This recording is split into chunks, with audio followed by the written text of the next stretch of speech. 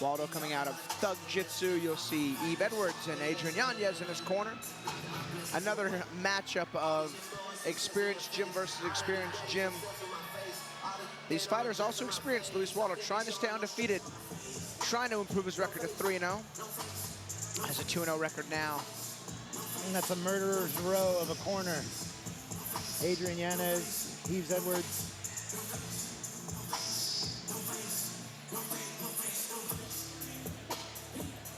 Yeah, Waldo fighting a guy pretty experienced. We'll meet him in just a second, but Waldo actually does not have the experience advantage. 2 fights, perfect 2-0.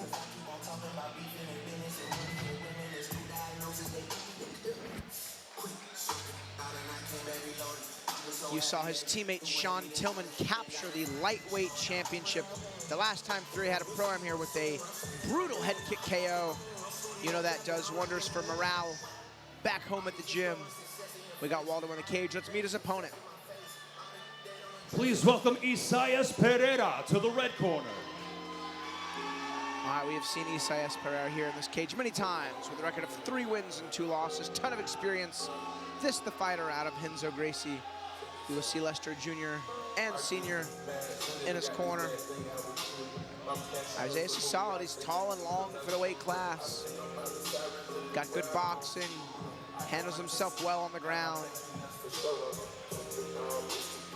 Yeah, one thing I look forward to with these slightly more experienced, still amateur fighters, but you'll see the pace slow down slightly, not so much chaos, which don't get me wrong, I love to see chaos in a fight. I don't know what it is, it's the train wreck mentality, but you gotta look. And that's like, even if it's just fists everywhere, kicks everywhere, it's fun to watch. But when you get to these guys that are, you know, on the cusp of going pro, you really see them zeroing in on their own style, how they want to fight, you know, not making unneeded, unmeasured outputs of energy. I really enjoy watching the more experienced amateurs, just because you're going to see sometimes a really experienced amateur is kind of a little bit better than a debuting pro. So it'll be fun to watch these more experienced amateurs as the night goes on. Yeah, and Pereira, this being his 6th fight, looking for his 4th win. He's got a ton of experience. He's just got a ton of lessons he's learned in the cage, and that will craft a martial artist into a much more well-rounded fighter. Both guys pretty big, some featherweights. Pereira being tall for the division, and we've seen him in the past put that length to use as we catch our tail of the tape. I did not realize Pereira was so young, only 22 years old. A little bit taller than 5'10". Both guys coming in under the weight limit, 2-0 versus 3-2. Excellent matched fight here on our hands. Here's Wayne.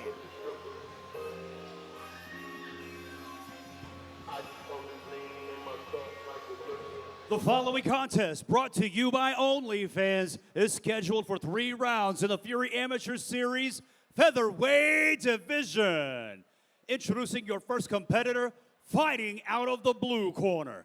This Thug Jitsu fighter stands 5 feet, 10 inches tall, and he weighed in officially at 144.2 pounds. Fighting out of Houston, Texas, his amateur record stands at 2 wins, no losses. Here is Luis Money Waldo. And introducing his opponent across the cage, fighting out of the red corner. Representing Renzo Gracie Lake, Houston, this mixed martial artist stands 5 feet 10 inches tall, and he weighed in at 144.8 pounds. Fighting out of Houston, Texas, he holds an amateur record of 3 wins, 2 losses. Here is Isaias Playboy Pereira. Your referee in charge of the action, Ramsey Ishak.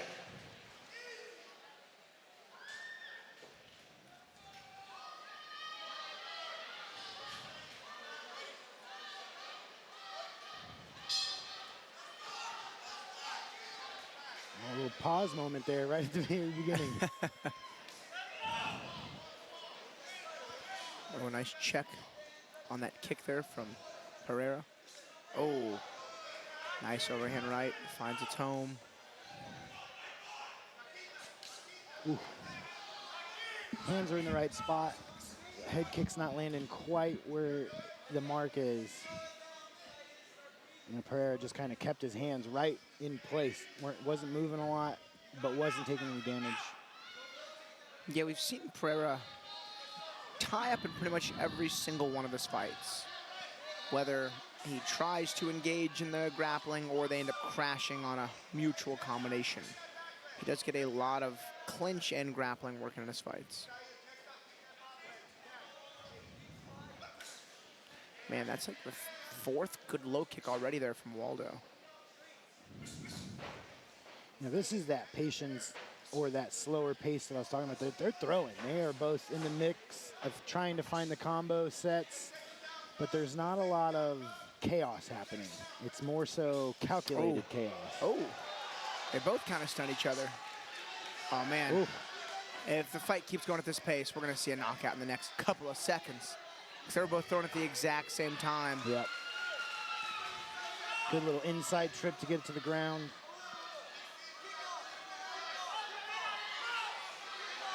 You know, that inside trip in MMA, of course, no, don't land in the guard because you don't want to get submitted. But also, just as I've seen it in MMA, that inside trip has just, you know, really dictated where the match will go if it's correctly done.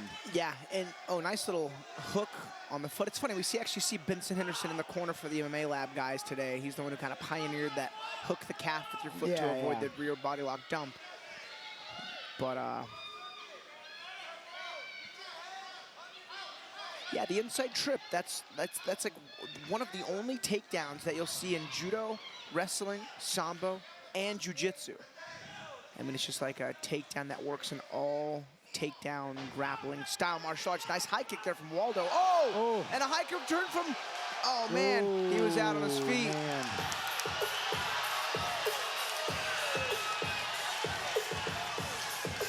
That was a solid head kick that landed. It was weird, they almost exchanged high kicks. Waldo landed a good high kick, but it looks like it lost its steam right before it made contact.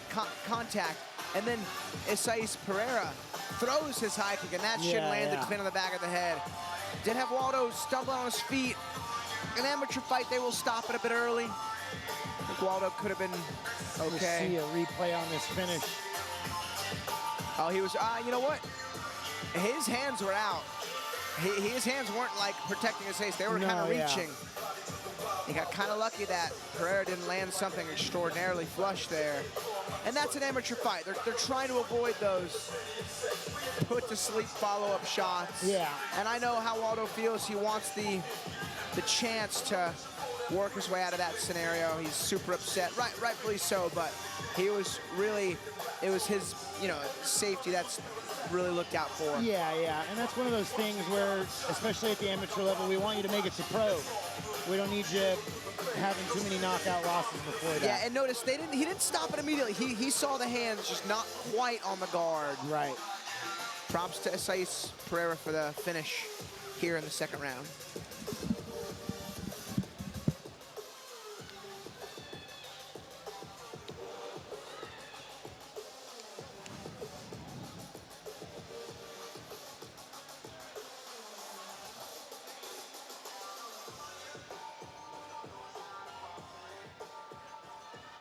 Ladies and gentlemen, referee Ramsey Ishak calls for a stop to the action. 2 minutes, 25 seconds into the very first round. Declaring your winner by TKO, Isais Playboy Pereira.